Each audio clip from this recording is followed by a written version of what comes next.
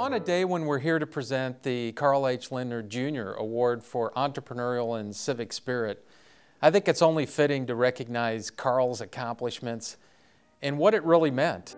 Out of that, hopefully, the example that Carl has set will breed followers.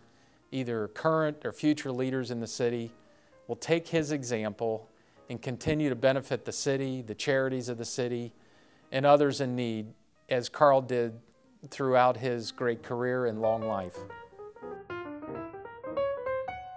We could go 100 years and not find another Carl H. Lindner, but fortunately, we have experienced that in our lifetime, and I think that is richness in a legacy of a man that was so unselfish and generous to all aspects of our community.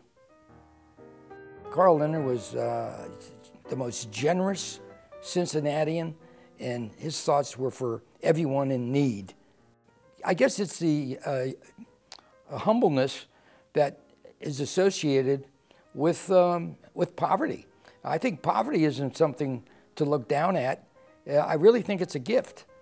And I think Carl, all due respect, came from humble beginnings.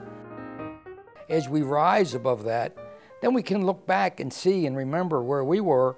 If you get in the position to say, well, maybe I can help some of those institutions, some of the individuals or hospitals or whatever that touch my life. So consequently, I think we become a little humanitarian.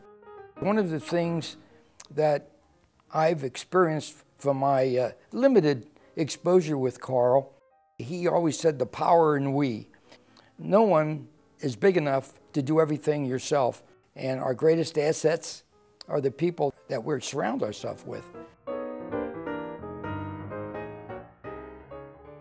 From my level of life, I try to do what I can in the same manner that he did on a bigger scale. By no stretch of the imagination could I ever, do 1/10 of what he did. But I feel by him setting an example for a little businessman like me to say, hey, maybe in my own little area I can do the same thing. I am not surprised that he wanted to create jobs and do what he could to make Cincinnati better and constantly strive for it and reach to higher standards to the point where the tallest skyscraper in Cincinnati, if it wasn't for his efforts, would be there.